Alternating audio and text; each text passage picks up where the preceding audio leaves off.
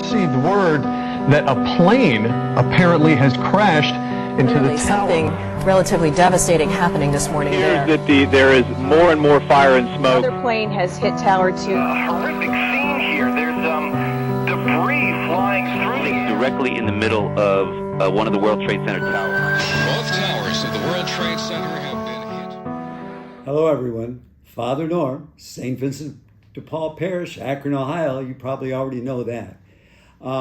Coming up this weekend, actually this coming Sunday, and you'll get this probably a couple days before Sunday. This Sunday is September 11th, 2022. Sure, you probably know the significance when I say 9/11. 9/11, 21 years ago in 2001, was when the terrorism was influenced our whole nation and brought us all to the brink of fear and terror and anger and all of that by the number of people who were put to death in such a cold-hearted, calculating way. I bring that up because for me, as many people, that day has significance to even remember. I know last year, because it was the 20th anniversary, and that's typical, that there was a lot of focus. This year, it'll probably be slight, not nearly that much, but still some memory, particularly for the people who lost loved ones. And that brings me to my own pastoral practice. I think I may have shared with some of you before that I was invited to come to the first anniversary of 9/11, so that would have been 2002, September 11th, to join with the families there who were coming in 1 year to come together in their pain, in their looking to be supportive of one another and feel cared about in what they were going through. And I was there because I was a priest and I was asked to come there, obviously in my collar, and to be a support for folks who maybe needed that extra faith dimension, which so many people do, especially in a time like that. And I spent the night before listening to stories almost all night and letting people talk, because people needed to share from their heart, from their soul, from their brokenness, and be listened to, and maybe just in talking out loud, even get more in touch with what they were feeling and thinking. So I did that. I'm going to mention one story. Before I do, I want to tie it in with Pope Francis has said that as a church, we need to be more of a listening church. We need to let people tell their stories or tell their experiences of what they're going through. Because he makes the point, which is true, there are a lot of people that are hurting. And so the importance of their feeling somebody cares. And so he uses the word accompaniment. Accompany people, walk with people in whatever they're going through, and just listen and be there and be a presence and speak, but always out of love. So I bring that up because back there in 2002, I can remember hearing a lot of stories. I'm going to share one here briefly. Some of you may have heard it from me. There was a fellow there, his name was Patrick Walsh. Patrick talked to me that night for probably well over an hour into the later part of the night. And he was talking about his wife, who was a flight steward on one of those flights, 9/11, that ended up crashing in Pennsylvania, in Shanksville, because of what the terrorists did.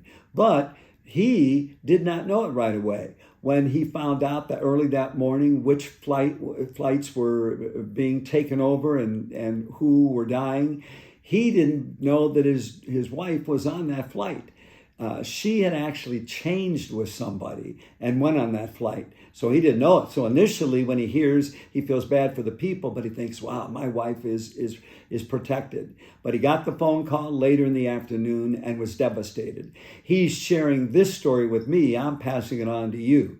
He told me that immediately he was in an apartment in Manhattan, and he was going down the stairs because he was on the second or third floor, because he was going to go to the neighborhood bar that he and his wife often went to just to have a drink, to companionship.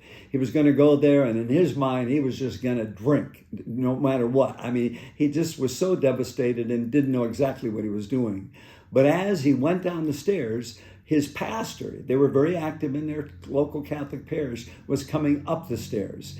And Patrick said to him, "Get out of my way, Father. I'm going to the bar. This is awful. That's all I can think about doing."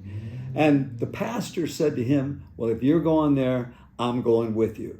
And so the pastor went with him, spent time with him. He drank, maybe not as much as he would have had he been totally on his own, but he did drink. His pastor was with him and simply listened to him. And Patrick, sharing a year later, told me how much that meant to him. And I remember a few of the things he mentioned, which are good for all of us in terms of how we walk with people who are hurting. Patrick said that when he was going down the steps, that the pastor could have said, "Well, let's go back up the stairs and say a prayer." He didn't say that. He said, "Patrick, if you're going to the bar, I'm going with you." Then on the way there, they were near the church where this pastor was and where Patrick and his wife had been members. And he said he was real grateful looking back that the pastor didn't say, "Well, hey, our church is here. Let's forget about the bar. Let's go to church and pray." No, the pastor didn't say that. They went to the bar, and even there, now Patrick, looking back, getting the perspective of a year later, saw as they were talking, the pastor didn't first start saying to him, "Well, now, she's in heaven, and yes, these terrorists were horrible, but she has eternal life. Their terrorism doesn't have the final say. She's alive. She's praying for you. One day you will have a wonderful reunion." He didn't say that. And as Patrick was mentioning, and probably a lot of people would say, when they first hear such awful news, most of all, the last thing they want is to be preached to. Even if there's some truths in what are said, they need to know that their grief is being understood, that this was great pain, and again, just to hear their story. And so Patrick, a year later, was saying that, he went back to that church, and over time in the last year with his pastor, he began to have a deeper hope and a belief through all his suffering and pain. That day would not have been the time. So we all know, it's a reminder, isn't it, with the people around us every day, with anybody going through grief or struggle or pain or fear, that we first of all listen, that we walk with them, that we let them know somebody cares. Patrick, I saw him at 10-year reunion too. And by that time, he was dating another person who happened to be a good friend of his wife. But they met each other a few years afterward, and their grief came together, and now they were finding hope and joy, and felt that their good friend, Patrick's wife, was partly responsible for their coming together. So, walk with each other.